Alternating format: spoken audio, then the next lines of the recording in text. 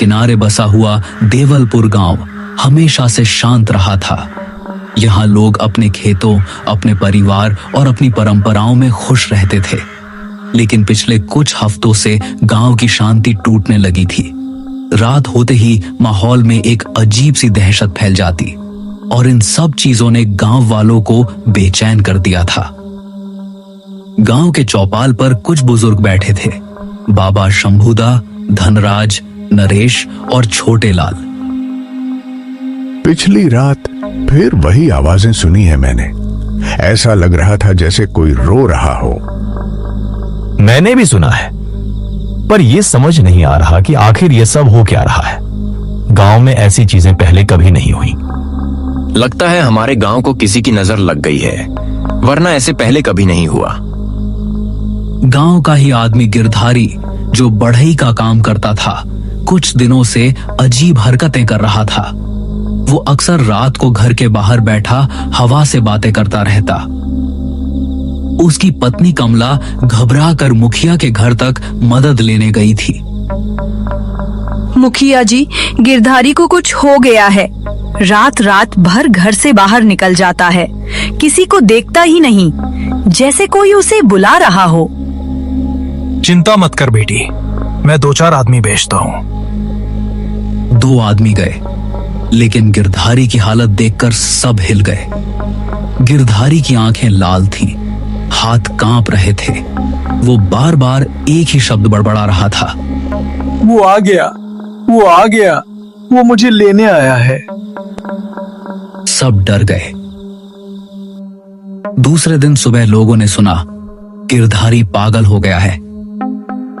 गांव का चरवाहा चंदन जी अचानक खेतों में मरा पाया गया। उसके शरीर पर किसी जंगली जानवर के निशान नहीं थे, बल्कि ऐसा लगता था जैसे किसी राक्षस ने शरीर को खाने की कोशिश की हो। गांव भर में हड़कंप मच गया।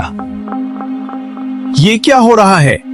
क्या कोई नया जानवर गांव में आ गया, या ये कुछ और है? अब गांव में रोज कुछ ना कुछ गलत होने लगा। किसी के घर की छत पर रात में पैर चलने की आवाजें, किसी के आंगन में अजीब काले धब्बे। एक दिन मंदिर के पुजारी दीनानाथ ने गांव वालों से कहा, ये कोई साधारण बात नहीं, कुछ बड़ा हो रहा है। आज तक ऐसी घटना कभी नहीं हुई। धीरे धीरे गांव का माहौल खौफनाक होता चला गया। रात में घरों से बाहर निकलना लगभग बंद हो गया था। सब एक दूसरे को चेतावनी देते, सूरज ढलने से पहले घर पहुंच जाना। लेकिन सवाल वही था, ये सब क्यों हो रहा है? गांव वाले सोच रहे थे कि ये सब कब खत्म होगा। उन्हें नहीं पता था कि असली डर अभी सामने आना बाकी है।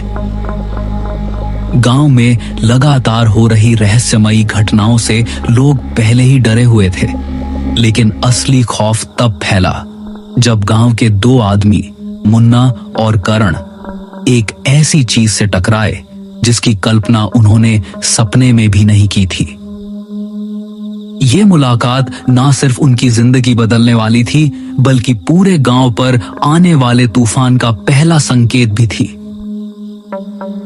शाम ढल चुकी थी। मुन्ना और कुण लकड़ी काटने के बाद घर लौट रहे थे। मुन्ना, तूने सुना? लोग कह रहे थे कि जंगल की तरफ कुछ घूर रहा है रात को। ओए पागल, अगर हम हर बात पर विश्वास कर लें तो घर से निकलेंगे ही नहीं। फिर भी माहौल कुछ ठीक नहीं लग रहा। देख, हवा भी कैसी भारी हो गई है। दोनों धीरे धीरे जंगल के घने हिस्से की तरफ बढ़े। जंगल में एक अजीब सी गंध फैली हुई थी। अचानक दोनों ने देखा, सामने एक पेड़ के नीचे कोई बैठा था। लंबे बिखरे बाल, आंखों में गुस्सा। मुन्ना, वो क्या है? लगता है कोई बाबा है। दोनों कदम रोक कर खड़े हो गए। अघोरी धीरे धीरे अपना सिर उठाता है और कहता है, आ ही गए, मैं तुम्हारा ही इंतजार कर रहा था। आप हमें जानते हो? तुम्हें भी और इस गांव को भी जानता हूं। बहुत पुराने पाप दबे पड़े हैं यहाँ, और जब पाप सड़ने लगते हैं तो धरती चीखती है। आप किस पाप की बात कर रहे हो बाबा? अघोरी ने जमीन पर उंगलियां फेरी और एक मंत्र बड़बड़ाने लगा। मिट्टी हल्की सी हिलने लगी।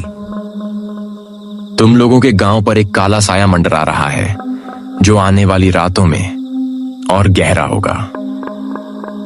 बाबा, ये जो लोग पागल हो रहे हैं, गायब हो रहे हैं, क्या ये उसी का असर है? ये तो बस शुरुआत है, असली तूफान अभी आना बाकी है। बाबा, आप गांव के पास क्यों आए हो? क्या आप हमारी मदद करने आए हो? अघोरी अचानक खामोश हो गया। उसने अपनी आंखें बंद की, फिर धीरे धीरे बोला, मैं किसी की मदद करने नहीं आया, मैं तो सिर्फ इंसाफ लेने आया हूं। यह सुनकर दोनों के पैरों तले जमीन खिसक गई। किस बात का इंसाफ?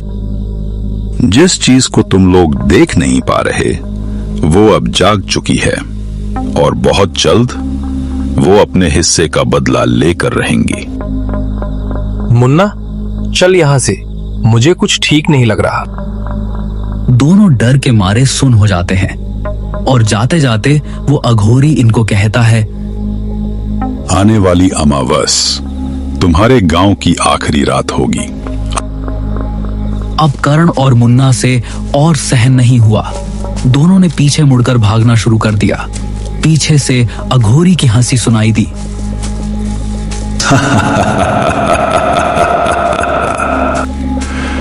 भाग जाओ, पर याद रखना, उस रात कोई भी नहीं बचेगा। दोनों हांफते हुए गांव पहुंचे। उनकी हालत देखकर लोग इकट्ठा हो गए। क्या हुआ? क्यों भाग रहे थे? लेकिन मुन्ना और करण कुछ बोल ही नहीं पा रहे थे। उनके चेहरे पीले पड़ चुके थे। आंखों में वही डर था जो पूरे गांव में फैलने वाला था। मुन्ना और करण की जंगल में उस अघोरी से हुई मुलाकात ने पूरे गांव में बेचैनी फैला दी थी। लोग भले ही उनके शब्दों पर पूरी तरह यकीन न कर रहे हों, लेकिन उनके चेहरों पर डर ने सबको समझा दिया था कि कुछ ना कुछ बहुत बड़ा होने वाला है। अगली सुबह विमल, जो गांव में अपने मेहनत और ईमानदारी के लिए जाना जाता था, अपने खेत की तरफ जा रहा था। खेत गांव से थोड़ा दूर जंगल की कगार पर पड़ता था। हवा में हल्की धुंध फैली हुई थी। यह मौसम भी ना, कब गरम कब ठंडा, कुछ पता नहीं चलता। बस जल्दी से काम खत्म करना है। वो खेत की मेड़ों में चलते हुए फसल देखने लगा। सब कुछ सामान्य था, लेकिन अचानक उसे लगा कोई उसके पीछे खड़ा है। वो पलटा, वहां कोई नहीं। विमल ने काम शुरू ही किया था कि अचानक उसके सामने की झाड़ियों में तेज सरसराहट हुई। कौन है? कौन है वहां?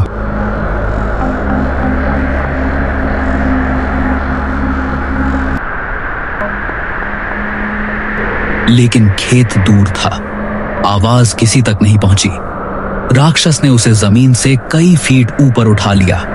विमल की टांगें हवा में तड़प रही थी। राक्षस गुर्राया और अगले ही पल वो विमल को जंगल के अंदर उछाल कर ले गया। कुछ घंटे बाद विमल की पत्नी रीना चौपाल पर दौड़ती हुई पहुंची। विमल घर नहीं आया। सुबह खेत गया था, अभी तक लौटा नहीं।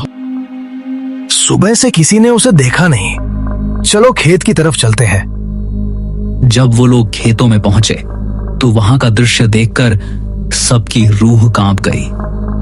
एक बड़ा सा किसी राक्षस के पैर का निशान बना था, जिसको देखने के बाद सबके होश उड़ गए। ये इंसानी नहीं है। मुझे लगता है विमल को कोई उठा ले गया है। और बस गांव में फिर सन्नाटा फैल गया। विमल के गायब होने ने लोगों को मजबूर कर दिया था सोचने पर, क्या सच में वह अघोरी इन सब की जड़ है? क्या वह कोई भूला हुआ बदला लेने आया है, या कोई और खतरनाक चीज इस गांव के पीछे पड़ी है? लेकिन ये तो केवल शुरुआत थी। असली रहस्य अब खुलने वाला था। विमल के गायब होने से पूरे गांव की रूह को हिला दिया था। अब बात सिर्फ डर की नहीं थी, यह एक खुला खौफ था जिसने हर घर को जकड़ लिया था। हर कोई सोच रहा था कि अगला कौन। इसी बेचैनी के बीच गांव वालों का गुस्सा भी उबलने लगा था।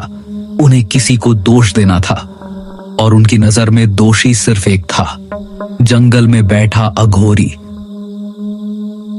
शाम होते ही चौपाल पर भीड़ इकट्ठा होने लगी। मुखिया रघुवीर, बाबा शंभुदा, धनराज, नरेश, मुन्ना, करण सभी मौजूद थे। अब बहुत हो गया। जब से वो अघोरी आया है तब से गांव में एक भी दिन चैन का नहीं गया। सही कह रहे हो। वो आदमी कुछ काला काम कर रहा है जंगल में, वही इस सब का कारण है। मतलब वो जानता है ये सब कौन कर रहा है? हम सब आज रात जंगल में उस अघोरी के पास जाएंगे, सीधे पूछेंगे उससे हमारे गांव में ये सब क्यों हो रहा है। रात में जंगल जाना ये ठीक नहीं है। हमारे आदमी गायब हो रहे हैं, मर रहे हैं। अब चुप रहेंगे तो गांव खत्म हो जाएगा। जो डरता है वो घर पर रहे, जो खड़ा होना चाहता है वो मेरे साथ चले। रात गहरी हो चुकी थी। अंधेरी रात की रोशनी गांव वालों के चेहरे और भी भयभीत दिख रही थी। जंगल में कदम रखते ही माहौल भारी हो गया, मानो किसी अदृश्य चीज ने उन्हें देखना शुरू कर दिया हो। वो लोग एक जगह रुक गए। वहां अघोरी शांत बैठा था, जैसे उन्हें पहले से पता था कि वे आने वाले हैं। ओ अघोरी, उठ। हमारे गांव में ये सब क्या हो रहा है? क्यों लोग गायब हो रही हैं? क्यों मौतें हो रही हैं? क्योंकि तुम्हारा गांव अपने पुराने पापों की सजा भुगत रहा है। कौन सा पाप? क्या बकवास है ये? बकवास? तो सुनो, आज से 15 साल पहले का सच। 15 साल पहले मेरी एक बेटी थी, ललिता। मेरे जीवन की एकमात्र खुशी। उसे प्यार हो गया था तुम्हारे मुखिया के बेटे से, लेकिन मैं नीची जाति का था। तुम सबने क्या किया था याद है? तुमने मेरी बेटी को गांव के बीचों बीच लाठियों से पीट पीट कर मार डाला, फिर उसे पेट्रोल डालकर जला दिया। ये झूठ है। झूठ नहीं, मेरी आंखों के सामने मेरी बेटी जलती रही और तुम सब तमाशा देखते रहे। गांव वाले सन्न रह गए। किसी के मुंह से आवाज तक नहीं निकली। मैं अपनी बेटी की राख लेकर 15 साल हिमालय में साधना करता रहा। मैंने प्रण लिया था कि अमावस की रात मैं इस गांव का अंत कर दूंगा। क्या मतलब? मतलब ये कि अगली अमावस तुम सबकी आखिरी रात होगी। जंगल की हवा अचानक तेज हो गई। लालटेनों की लौ कांपने लगी और अगले ही पल अघोरी गायब, जैसे हवा में घुल गया हो। अघोरी द्वारा खोला गया 15 साल पुराना सच गांव वालों की रूह तक हिला चुका था। जिस लड़की को उन्होंने गैर जाति में प्यार के कारण जिंदा जला दिया था, वह अब एक अधूरी आत्मा बनकर लौट आई थी और उसके पिता बदला लेने की प्रतिज्ञा कर चुके थे। अमावस बस 2 दिन दूर थी।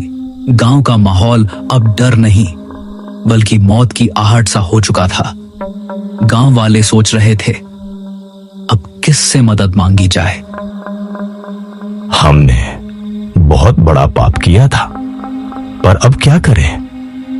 वो अघोरी बोल चुका है कि अमावस की रात वो पूरा गांव खत्म कर देगा। जिसके सामने जंगल कांपता है उसे कौन रोक सकता है? हमें किसी बड़े पंडित के पास जाना चाहिए। कोई तो होगा जो उसे रोक सके। लेकिन कौन? हमारे आसपास ऐसा कोई नहीं।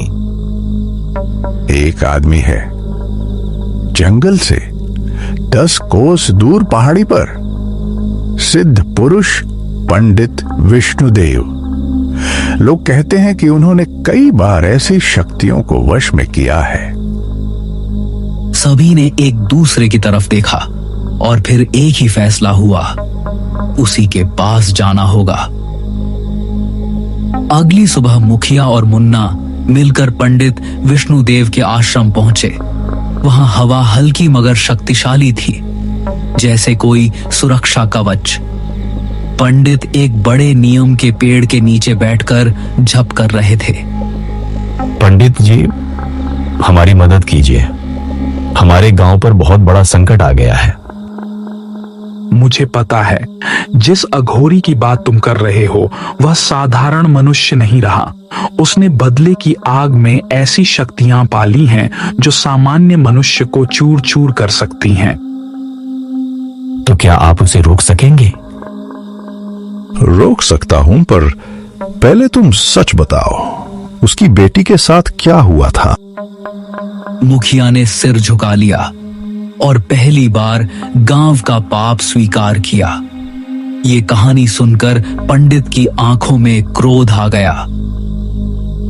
तुम सबने बहुत भारी पाप किया है।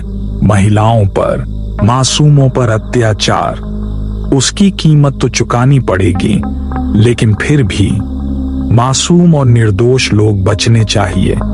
मैं तुम्हारी मदद करूंगा। अमावस की शाम आ गई थी। पंडित विष्णुदेव ने गांव के बीचों बीच एक विशाल यज्ञ मंडल बनवाया। पूरे गांव के लोग कांपते हुए आसपास खड़े थे। जब तक यह यज्ञ चलता रहेगा, अघोरी यहाँ प्रवेश नहीं कर सकेगा। पर अगर तुम में से किसी ने डरकर मंडल तोड़ दिया तो समझ लेना, अंत निश्चित है। रात गहराती गई, अग्नि तेज जलने लगी, मंत्रों की आवाज भारी होती गई। अचानक तेज गर्जना, जैसे पूरा जंगल हिल गया हो। तो तुम लोग अपनी मौत से बचने की कोशिश कर रहे हो। आज अमावस है। आज मैं हर उस इंसान की आत्मा लूंगा जिसने मेरी बेटी की चीखें सुनी थी। अघोरी, तुम जो कर रहे हो वो धर्म नहीं, विनाश है। गांव में कई निर्दोष भी हैं, उन्हें मत मारो। निर्दोष? जब मेरी बेटी को जला रहे थे तब कौन था निर्दोष? पंडित ने मंत्र पढ़ना शुरू किया। अघोरी जोर से चिल्लाया, जैसे जमीन फट जाएगी। अचानक हवा तूफान बनकर उठी। अग्निकुंड की लपटें ऊपर उठी। अघोरी की शक्ति और पंडित के मंत्र टकरा रहे थे। कड़ी लड़ाई के बाद पंडित ने आखिरी मंत्र पढ़ा। अघोरी पीछे की ओर धकेला गया। उसकी शक्ति कमजोर होने लगी, लेकिन उसके चेहरे पर एक डरावनी मुस्कान आ गई। तुमने मुझे रोका है, पर मेरा श्राप नहीं रोक पाओगे। मैं इस गांव को छोड़ रहा हूं, लेकिन याद रखना, तुम सबके घरों में कभी सुख नहीं बचेगा। तुम्हारी पीढ़ियां रोएंगी और मेरी बेटी की अधूरी आत्मा कभी चैन से नहीं सोएगी। सबको लगा अब सब ठीक हो गया, लेकिन तभी मुखिया के घर की छत पर एक लड़की खड़ी थी, लाल साड़ी में। वो अघोरी की बेटी थी। उसने धीमे से मुस्कुराकर कहा, अब मेरी बारी है। और अगले ही क्षण पूरी रात अंधेरे में डूब गई। गांव में चीखों की गूंज फैल गई और इसी रहस्य के साथ कहानी यहीं खत्म हो जाती है।